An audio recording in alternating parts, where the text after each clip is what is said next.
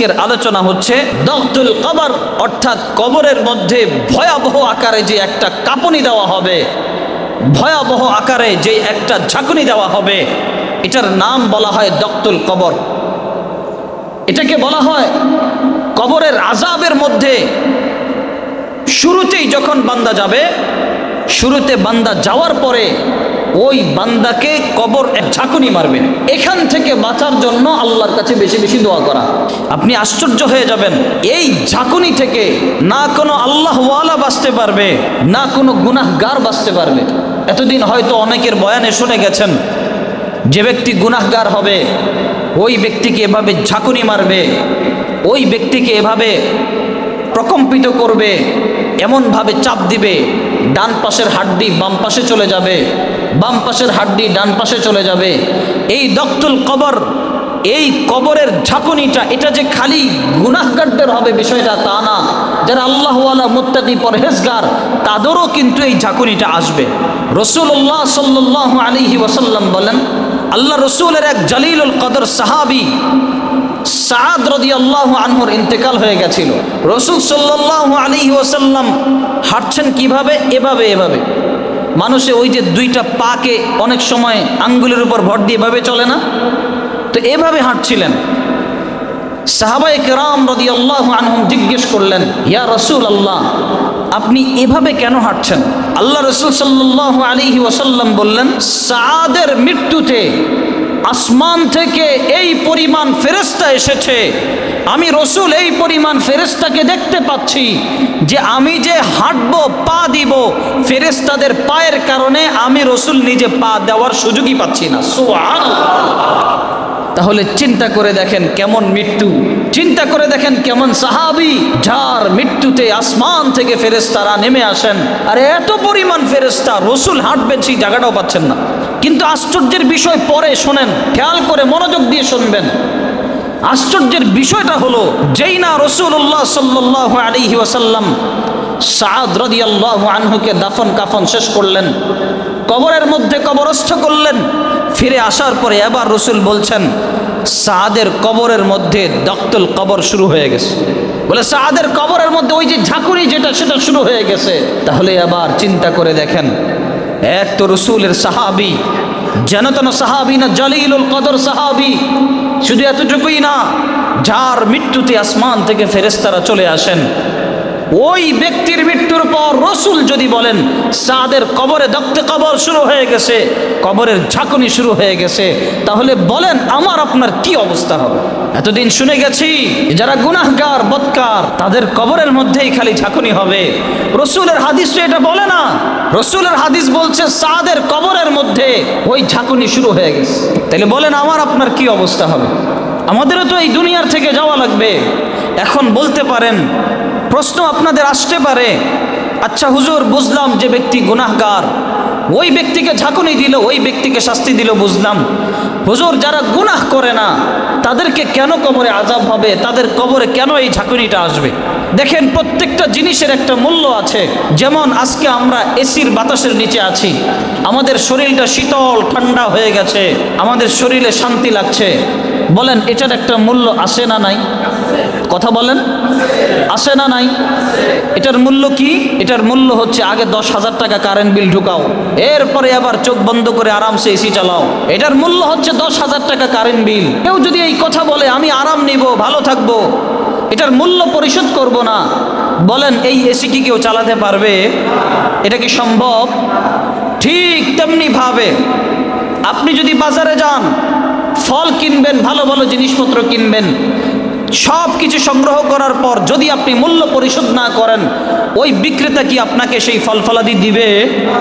তেমনি ভাবে আমরা দুনিয়ার মধ্যে আরামে ছিলাম, হ্যাঁ ইবাদত করেছি ঠিক আছে, কিন্তু আল্লাহর দেওয়া নিয়ামতের মধ্যেও তো ছিলাম। দুনিয়ার মধ্যে তো আমরা অনেক আরাম আয়েশি জীবন যাপন করেছি, দুনিয়ার মধ্যে কত মন যেটা চেয়েছে সেটাই করেছি, ফল ফলাদি যেটা সামনে এসেছে সেটাও আমরা খেয়েছি, আরামে কতভাবে আমরা আমাদের জীবনটাকে এভাবে লালন পালন করেছি। এটারও তো একটা মূল্য আছে, সেই মূল্য হচ্ছে কবরের প্রথম ঝাঁকুনি। সেই মূল্য কবরের প্রথম ঝাঁকুনি। আমরা আল্লাহর কাছে দোয়া করি, আল্লাহ তোমার কবরের ওই ঝাঁকুনি সহ্য করার মতো ক্ষমতা আমাদের নাই। আল্লাহ তুমি আমাদেরকে বিনা হিসেবেই মাফ করে দিও, বলেন আমিন। প্রত্যেকটা মানুষ এই কবরের ঝাঁকুনি খাবে। কিসের আল্লাহ আলা, কিসের গুনাহগার? বাকি হ্যাঁ, আল্লাহ আলাদেরটা আর গুনাহগারেরটা একটু পার্থক্য আছে। যারা নেকির কাজ করবে তাদেরটা আল্লাহ যেভাবে চান সেভাবে হবে, ওটা আল্লাহই ভালো জানেন কিভাবে আল্লাহ তাদেরকে কবরে সেই ঝাঁকুনি দিবেন। কিন্তু যারা বদকার হবে, ওই কবরে যাওয়ার পরেই আল্লাহ রব্বুল আলামিন তখন বলে ফেলবেন, বান্দা যখন সুয়াল জবাবের উত্তর দিতে পারবে না, আল্লাহ বলবেন আফরিশু লাহু মিনান নার, দাও ওই বান্দাকে জাহান্নাম থেকে একটা বিছানা বিছায় দাও। ওই জাহান্নামের বিছানা যখন বিছিয়ে দেওয়া হবে, বান্দাকে যখন সেখানে শোয়ানো হবে, ওই জাহান্নামের আগুনে তার শরীরের চামড়াগুলো পুড়ে পুড়ে সেই চামড়ার থেকে গন্ধ বের হওয়া শুরু হয়ে যাবে। ওই চামড়া পুড়ে গন্ধ বের হবে। বান্দার চামড়া যখন পুড়ে পুড়ে কয়লা হয়ে যাবে, পোড়ার মতো আর কিছু থাকবে না। আবার বান্দার চামড়া আগে যেভাবে ছিল সেভাবেই হয়ে যাবে। আবার সেটা পুড়বে, আবার সেটা শুকাবে, আবার ভালো হবে, আবার পুড়বে, এভাবে কিয়ামত পর্যন্ত চলতে থাকে। কবরটা তার জন্য সংকুচিত হয়ে যাবে। কবর এমন সংকুচিত হবে, ওই বান্দা নড়াচড়া করতে পারবে না। কবর তাকে বলবে, তুমি আজকে আমার কাছে এসেছো, আজকে দেখবা আমার চাইতে খারাপ তোমার সাথে আর কেউ আচরণ করবে না। তুমি দুনিয়াতে যা করেছো আজকে তোমাকে আমি পাই পাই হিসাব বুঝিয়ে দেব।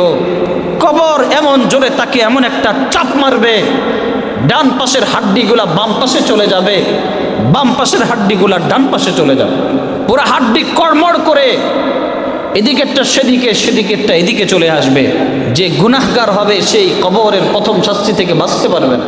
আবু বকর রাদিয়াল্লাহু আনহু, উসমান রাদিয়াল্লাহু আনহু, তিনি যখন কবরের সামনে যেতেন এমনভাবে কাঁদতেন, জিজ্ঞেস করা হতো অন্য কোনো সময় এত কাঁদতে দেখি না, কবরের সামনে গেলে এত কেন কাঁদেন? উনি বলেন, শোনো, আল কবরু হুফরাতুম মিন হুফারিল জান্নাহ আও হুফরাতুম মিন হুফারিন নার। কবর হচ্ছে হয় জান্নাতের প্রথম ঘাঁটি। যদি তুমি ভালো হও এই কবর তোমার জন্য ভালো আচরণ করবে, আর যদি তুমি খারাপ হও তাহলে এই কবর হবে তোমার জাহান্নামের প্রথম ঘাঁটি। এখান থেকেই তোমার আযাব শুরু হয়ে যাবে। শুধু এতটুকুই না, যেই মানুষটা দুনিয়াতে খারাপ কাজ করে যাবে, ওই কবরের ভিতরে আল্লাহ তাআলা জাহান্নাম থেকে একটা দরজা খুলে দিবে। ওই জাহান্নামের থেকে যেই বাতাস আসতে থাকবে, ওই বাতাসে ওই বান্দা তো অস্থির হয়ে পড়বে, এত পেরেশান হয়ে পড়বে যেটা কল্পনাও করা যায়। এটাকে বলে দক্তে কবর। কবরে শোয়ার পরে প্রত্যেকটা মানুষকে এভাবে একটা ঝাঁকুনি দিবে। আর যে যত বেশি গুনাহগার হবে তত বেশি ওই বান্দাকে এভাবে ঝাঁকুনি দিতে থাকবে। আল্লাহ আপনি আমাদের সবাইকে হেফাজত করেন, বলেন আমিন। এই জন্য কবরের আযাব থেকে বাঁচার জন্য দুনিয়াতে বান্দার সামনে যখন গুনাহ আসে, সেই গুনাহের থেকে নিজেকে হেফাজতে রাখার চেষ্টা করা। দুনিয়াতে যখন বান্দার সামনে গুনাহ আসে, গুনাহ আসলে টুক করে গুনার মধ্যে ডুব না দেওয়া, বান্দার চিন্তা রাখা এই জীবনই আমার শেষ জীবন না, আমি বরঞ্চ পরীক্ষার হলের মধ্যে আছি, যেই কোনো সময় মালাকুল মউত এসে আমাকে গ্রাস করে নিয়ে যেতে পারে। আমাদের আসলে জীবনের প্রতি হয়রান হওয়া দরকার। আমরা আজকে এমন হয়ে গেছি, সারাটা দিন আমার দুনিয়া নিয়েই আমার ব্যস্ততা। অসুস্থ হয়ে গেলে ডাক্তারের কাছে দৌড় দেই, মাথা ব্যথা হয়ে গেলেও ডাক্তারের কাছে দৌড় দেই, পেট ব্যথা হলেও ডাক্তারের কাছে দৌড় দেই। শরীরের পুরা অঙ্গ প্রত্যঙ্গের মধ্যে যদি কোনো সমস্যা দেখা দেয়, ওই সমস্যা ঠিক করার জন্য তো ডাক্তারের কাছে দৌড় দেই। কিন্তু শরীরের মধ্যে তো আরেকটা অঙ্গ আছে, সেটা মানুষের অন্তর। ওই জায়গায় যদি আমাদের কোনো সমস্যা হয়, আমরা তো কোনো ডাক্তারের কাছে যাই না, আমরা তো কোনো আল্লাহ ওয়ালার কাছে যাই না, গিয়ে তার কাছে প্রাণ খুলে বলি না আমার মনে তো এই সমস্যা, আমার ভিতরে তো এই সমস্যা। পৃথিবীতে মানুষ সব জায়গায় বয়স লুকায়, কিন্তু ডাক্তারের কাছে গেলে কখনো কেউ বয়স লুকায় না, কারণ সে ভয় পায়। ডাক্তার যখন ওষুধ দিবে তাকে বয়সের সাথে ম্যাচিং করে ওষুধ দিবে। 7 বছর থেকে নিয়ে নিচের বাচ্চাদের জন্য ওষুধের পরিমাণ একরকম, আবার 7 থেকে 14 বছর পর্যন্ত আরেক রকম, আবার 14 থেকে 18 পর্যন্ত আরেক রকম, 18 থেকে আবার 20-22 পর্যন্ত আরেক রকম, 30-এর পরে আরেক রকম, 40-এর পরে আরেক রকম। এভাবে বিভিন্ন বয়সের তারতম্য করে ডাক্তাররা ওষুধ দেয়। সে ওখানে গেলে চিন্তা করে, এখন যদি বয়সটা লুকাই এরপরে পড়বো তো বিপদে। আইডি কার্ডের মধ্যেও যদি কোনো সমস্যা থাকে তাও বলে আইডি কার্ডে বয়স এত, অরিজিনাল বয়স এত। কেন? সে জানে এখানে যদি আমি কোনো কিছু লুকাই তাহলে আমার শরীরের মধ্যে মারাত্মক ধরনের ক্ষতি হয়ে যেতে পারে। ডাক্তার শরীরের সাথে বয়সের সাথে ম্যাচিং করে হয়তো আমাকে ওষুধ দিতে পারবে না। এই ভয়ে ডাক্তারের কাছে সব আমরা খুলে বলে দেই, যত জায়গায় সমস্যা আছে সব সমস্যা আমরা খুলে বলে ফেলি। কিন্তু আমাদের মনে যখন ব্যাধি হয়ে যায়, মন যখন অসুস্থ হয়ে যায়, কই আমরা তো আজ পর্যন্ত কোন আল্লাহ ওয়ালার কাছে গিয়ে বললাম না, আমরা তো আজ পর্যন্ত মনের ডাক্তারের কাছে গিয়ে বললাম না যে আমার মনে তো এই সমস্যা, আমি তো চেষ্টা করি কিন্তু পারি না, কিন্তু আমার মনে চায় আমি ইবাদত করি কিন্তু ইবাদতের শক্তি পাই না, আমার মনে চায় আমি দ্বীনের কাজ করি কিন্তু আমি পারি না, আমার মনে চায় আমি নামাজ পড়ি কিন্তু কন্টিনিউ করতে পারি না, আমার মনে চায় দ্বীনের কাজগুলো করি কিন্তু পারি না, আমার কোথায় সমস্যা একটু আল্লাহর ওয়াস্তে আমাকে একটু দিক নির্দেশনা দেন। আমরা তো সেটা করি না, কারণ আমাদের এটার প্রতি কোনো নজর নাই, কোনো ভ্রুক্ষেপ নাই। আমাদের নজর আছে বাহ্যিক কিভাবে সুন্দর রাখা যায়, আমাদের নজর আছে শরীরটাকে কিভাবে আরো ভালো রাখা যায়। এই জন্য আমরা লক্ষ লক্ষ টাকা খরচ করে ডাক্তার দেখাতে সিঙ্গাপুরও যাই, লক্ষ লক্ষ টাকা খরচ করে ডাক্তার দেখাতে মালয়েশিয়াতেও যাই। কিন্তু এটা কি দেখেছেন কখনো লক্ষ লক্ষ টাকা খরচ করে নিজের দিলটাকে ঠিক করার জন্য মানুষ যায়? যায়। আপনারা জানেন না, আপনারা জানেন না, যেহেতু আপনারা ওই রাস্তার মানুষ না। হতে পারে দুই একজন ইল্লা মাশাআল্লাহ, এমনও মানুষদেরকে দেখেছি নিজের দিলটাকে ঠিক করার জন্য খোঁজে কোথায় বুজুর্গ আছে, কোথায় আল্লাহ ওয়ালা আছে, হাজারো লাখ টাকা খরচ করেও সেখানে চলে যায়, গিয়ে তার কাছে সব কিছু উজাড় করে বলে আমি আমার নিজেকে শুধরাতে এসেছি, আমার নিজেকে আমি ঠিক করতে এসেছি, আপনার হাতে আমি আমার জীবনের রশি দিয়ে দিলাম, যেভাবে মনে চায় আমাকে একটু ঠিকঠাক করে দেন, যেভাবে মনে চায় আমার দিলটাকে একটু ভালো করে দেন। একদিনে তো ভালো হবে না, ভালো হতে সময় লাগে, কারণ একদিনে তো একটা জনবসতি তৈরি হয় না, একটা জনবসতি তৈরি হইতে অনেক সময় লাগে। আমি চাইলাম আর হয়ে গেল বিষয়টা, তা না, অনেক মেহনত লাগে, অনেক পরিশ্রম লাগে। রাসূলুল্লাহ সাল্লাল্লাহু আলাইহি ওয়াসাল্লামের দিলটাকে যখন আল্লাহ পরিশুদ্ধ করেন, সেই ছোট্টবেলায় আল্লাহ রসুলের দিলটা মাঝখান থেকে ফেরেছেন, ফেরেশতারা এসেছে, জিবরাইল আলাইহিস সালাতু ওয়াস সালাম এসে আল্লাহ রসুলের পুরা বুকটাকে চিরে ফেলেছেন। বুক চিরে রসুলের ভিতর থেকে হৃৎপিণ্ডর মধ্যে কালো কালো একটা পদার্থ ছিল, নফসে আম্মারা, যেই নফসটা খারাপ কাজের দিকে আদেশ করে, ওই নফসে আম্মারাটাকে নিয়ে সেটা ফেলে দিয়েছেন এবং জমজমের পানি দিয়ে জিবরাইল আলাইহিস সালাতু ওয়াস সালাম রসুলের সেটাকে পরিশুদ্ধ করে এটাকে আবার ভিতরের মধ্যে রেখে এরপরে আবার যেভাবে ছিল সেভাবে মিলিয়ে দিয়েছেন। আম্মা জান আয়েশা রাদিয়াল্লাহু আনহা বলেন, রসুলের এই যে বুকের মধ্যে বুক চিরা হয়েছিল, হার্ট যখন অপারেশন করে একদম এখান থেকে নিয়ে পুরা বুকটা চিরে ফেলে। শুধু এতটুকু না, ওই রগগুলো নেওয়ার জন্য কখনো হাতের এখান থেকে রগ নেয়, কখনো পায়ের নিচ থেকে কেটে কেটে একদম হাঁটু পর্যন্ত, অনেকের তো দোনো পা পর্যন্ত চিরে ওখান থেকে রগ নিয়ে ওই রগটা হার্টের রগের মধ্যে লাগিয়ে এরপরে হার্ট অপারেশন করে। ঠিক রাসূলুল্লাহ সাল্লাল্লাহু আলাইহি ওয়াসাল্লামেরও একবার হার্ট সার্জারি হয়েছে, একবার না কয়েকবার হার্ট সার্জারি করেছেন। আল্লাহ রসুলের বুকটাকে ফেরে সেখান ভিতর থেকে নফস নামক শয়তানকে বের করে ফেলে দিয়ে জমজমের পানি দিয়ে ধুয়ে পরিশুদ্ধ করে আবার সেটাকে আবার আগের মতো লাগিয়ে দিয়েছেন। কিন্তু রসুলের এই বুক যে চিরা হয়েছিল, এই দাগটা রসুলের রয়ে গেছে। তাহলে আবার চিন্তা করে দেখেন, এই দিল যে ব্যক্তির ঠিক হবে না, এই নফস যে ব্যক্তির ঠিক হবে না, ওই ব্যক্তির কোনো কিছুই ঠিক হবে না। আল্লাহর ওয়াস্তে একটু ফিকির করা দরকার যে আমার নফসটা কিভাবে ঠিক করা যায়। যত ডাক্তারের ডিপার্টমেন্ট আছে আপনি দেখবেন, ডাক্তারের ডিপার্টমেন্টে লেখা থাকে কে কোন বিশেষজ্ঞ।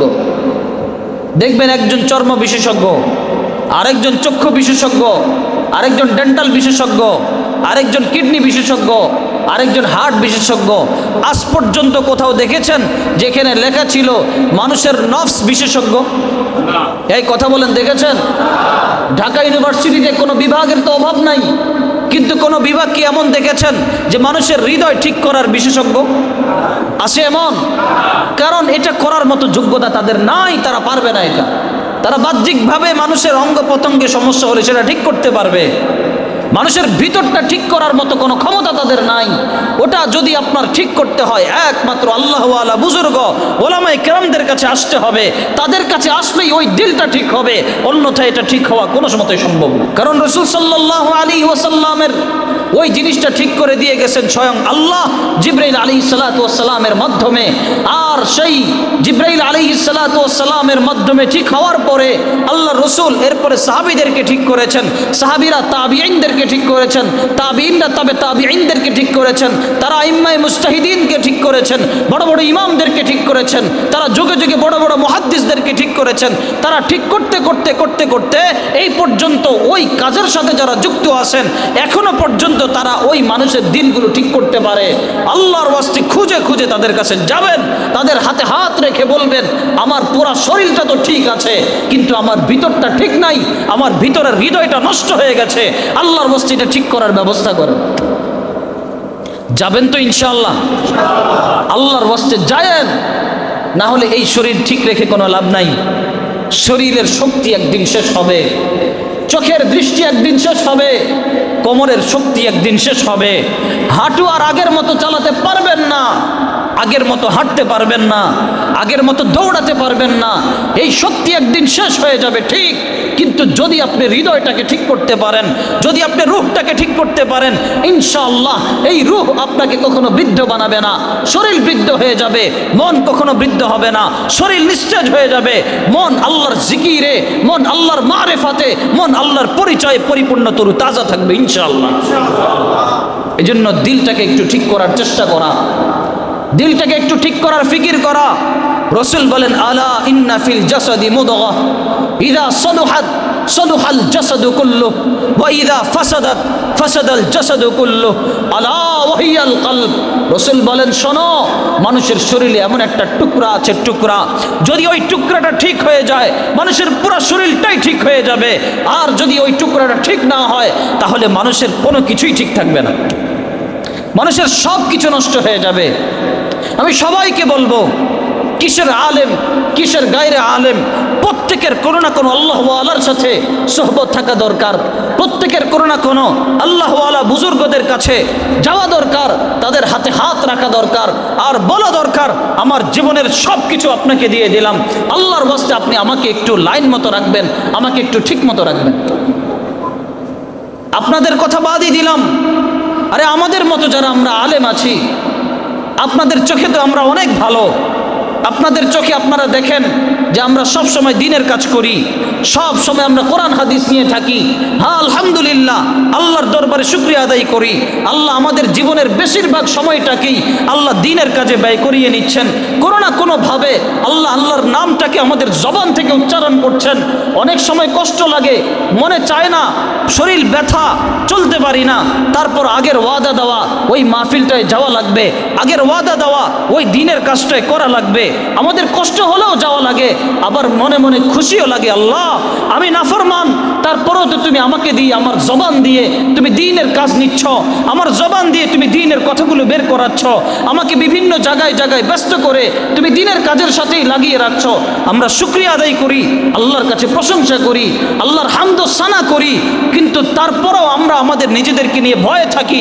আমরা নিজেরাও বিভিন্ন আল্লাহ আলাদের মসজিদে যাই, তাদেরকে খুঁজতে থাকি, খুঁজে খুঁজে তাদের কাছে গিয়ে আমরা বলি, হযরত আমি তো শেষ হয়ে গেলাম, মেহেরবানি করে আমাদের দিলগুলোকে ঠিক করে দেন। আমরা যাই কারণ এটা আমরা প্রয়োজন মনে করি। শুধু আমরা না, আমার উস্তাদরা পর্যন্ত যান। আমরা যাদের কাছে গিয়ে হাত ধরে বসে থাকি যে আল্লাহর ওয়াস্তে আমাদেরকে ঠিক করে দেন, তারা গিয়ে আবার আরেকজনের কাছে গিয়ে হাত ধরে বসে থাকে, আল্লাহর ওয়াস্তে আমাদেরকে ঠিক করে দেন। তো আমরা নিজেরা যদি সারাদিন দিনের কাজ করার পরেও আমরা নিজেরা যদি প্রয়োজন বোধ করি আমার দিলটাকে ঠিক করতে হবে, ও ভাই, আপনি সারাদিন দুনিয়ার কাজ করার পরে আপনি কেন প্রয়োজন বোধ করেন না? আপনার দিলে কেন আসে না যে আমার দিলটা একটু ঠিক করা দরকার? মাশাআল্লাহ, আল্লাহ তো সুস্থ রেখেছেন। আল্লাহ সুস্থ না রাখলে কি মসজিদে আসতে পারতেন? পারতেন না। আল্লাহ তো ভালো রেখেছেন, সুস্থ রেখেছেন, তাহলে কেন নিজের দিলটাকে একটু ঠিক করার চেষ্টা করেন না? এই দিলটাকে যে ব্যক্তি ঠিক করে ফেলতে পারবে, কবরে, হাসরে, মিজানে, পুলসিরাতে ওই ব্যক্তির কোনো ভয় থাকবে না, ওই ব্যক্তির কোনো পেরেশানি থাকবে না।